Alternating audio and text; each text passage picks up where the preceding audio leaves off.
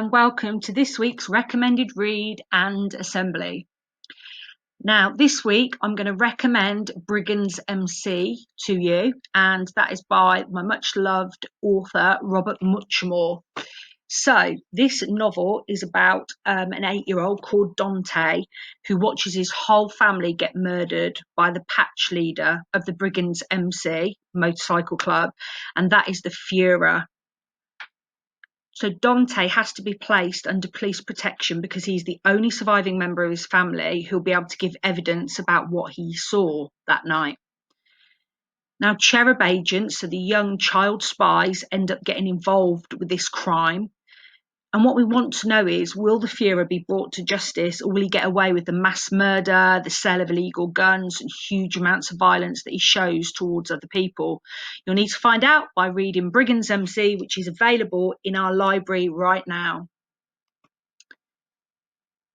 Now, in this week's assembly, I'm going to be speaking to you about tolerance, about what is tolerance, the difference between tolerance and acceptance, and about how we show tolerance to disabled people in society. Now, tolerance is about the willingness to listen to someone's opinion or behaviour that you disagree with or you may even dislike. Tolerance is also about, you may have an opinion that you're sure that you're right about, but you don't put your opinion above those of other people. So that shows that you're tolerant of their behaviour. However, in the way that we're going to be looking at tolerance today, it is about having a fairness, being just and being respectful towards all people and avoiding causing harm to others. So let's have a look today about what percentage of people in the UK are disabled. The facts, interesting. There are currently 13.9 million disabled people in the UK. That makes up 22% of the UK population, over a fifth. Research shows that nearly half the population do not know a disabled person. What is quite shocking is that 1 in 3 disabled people feel that there's a lot of disability prejudice towards them because of how they look or because of their disability. Now, there are a range of disabilities. There could be a mobility or physical impairment, so by the way that people move around or the way they walk. There could be a spinal cord disability or a head injury or a brain disability. Somebody may not be able to see properly or hear correctly. There may be a cognitive or learning disability. However, as well as physical disabilities, there also could be psychological disorders and even invisible disabilities that people can't even see. Now, here you can see some famous people with disabilities. You can see the gentleman in the right-hand corner who is an American footballer, and you can see there that he hasn't got a hand, so he has got a physical disability.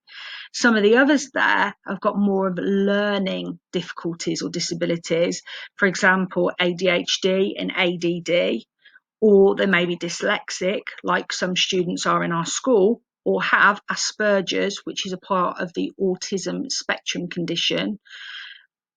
And these are some disabilities that famous people have had to have. Now, you can see that there are 2 YouTube clips there. One of them is about a girl with dyslexia, and the other one is about a boy with autism and about what the world is like to them.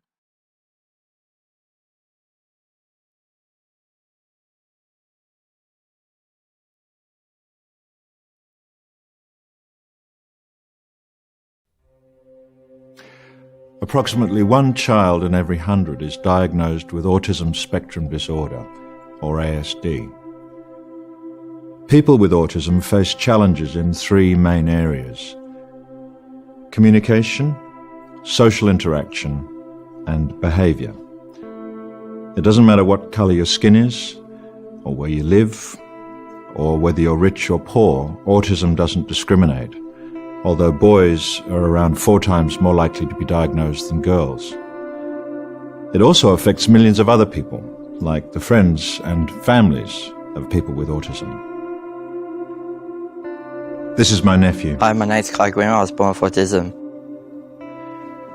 Kai has always had autism, and he always will, and each stage of his life brings with it new challenges. When Kai was small, his mum found it hard to do everyday things like shopping. The different surroundings and strange noises caused a sensory overload. To onlookers, Kai was just a badly behaved child having a tantrum.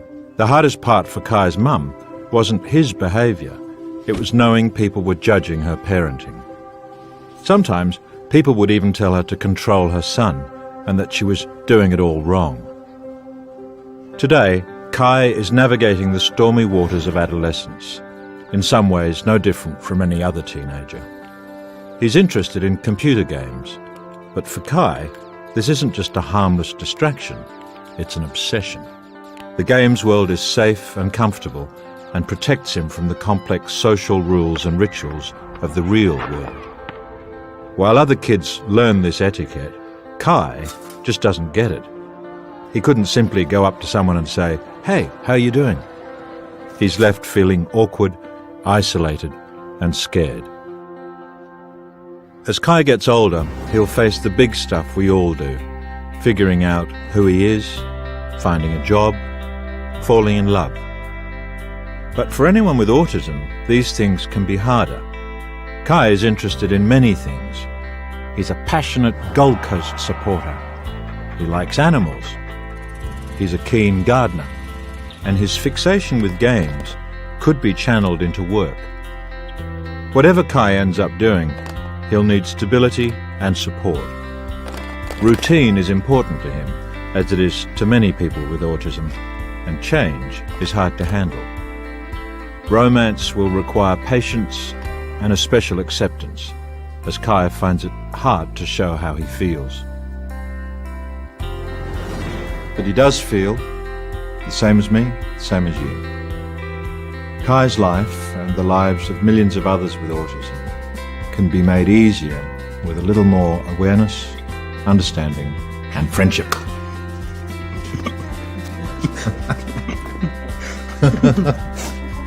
Stop, Kai! Stop! Stop! Whether it's the crowds, or the noise, or the unfamiliar procedures, public places can be daunting places for people with hidden disabilities. So for Kim Firth, whose son Eli has autism, the idea of flying on a family holiday was too stressful. There's lots of smells that are unfamiliar, noises that are very unfamiliar, and lots of noises at the same time, which is a lot to process. Often instructions from somebody that we maybe don't know. All those things are a lot for Eli to understand, and many people with additional needs to understand and process. But this simple lanyard has changed all that. Airport staff have been trained to recognise the sunflower sign and to offer extra support. It's finally given the family the confidence to travel. When you have this lanyard, Eli, does that mean people give you help? Help? Yes? Fun and help, yeah. Fun and help, yeah, that's good. We just wanted something that was bright, cheerful, easy to spot. The Sunflower scheme is now part of disability training for all staff here at Heathrow Airport, who are learning they sometimes need to adapt their way of working. A mum who has a child with autism came to the airport a while back, spoke to security and said, please, whatever you do, don't take his bag of toys away from him, because if you do, he'll have a meltdown. So security worked within that, helped out and searched in a different way, and she had a really good experience. All major UK airports have now signed up to this scheme, but it's not stopping there. In recent months, railway companies, NHS trusts, cinemas, supermarkets and shopping centres have adopted it too. The more widely this symbol is recognised, the better it'll work. Kim can vouch for the impact. People, we've noticed, aren't looking because they're staring, they're looking to see maybe if they can offer some help or with a smile of understanding. And actually, if you've got a child who's really struggling in a stressful situation, a smile from somebody who understands goes a very, very long way. The rainbow is up in the sky. And Eli knows he can go far too. Tessa Chapman, 5 News. To them. Now, there is a social model of disability, and there is firstly the medical model.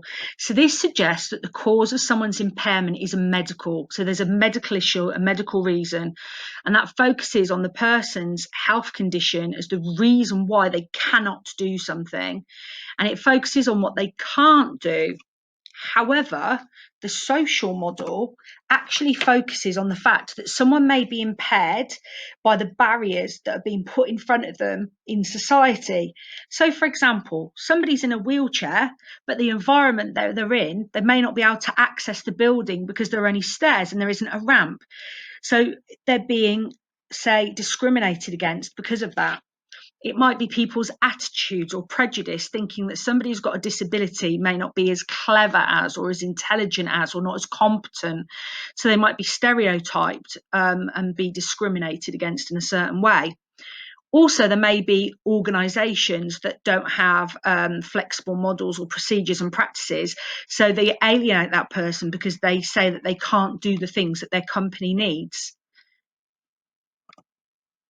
Now, the sunflower lanyard is something that is coming to fruition to support people that need help. And again, if you watch this YouTube clip about the sunflower lanyard, it talks about a boy called Eli and about how he goes on holiday and he goes on a flight.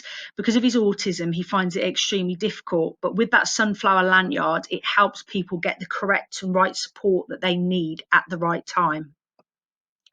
So, what can you personally do to make the world of difference?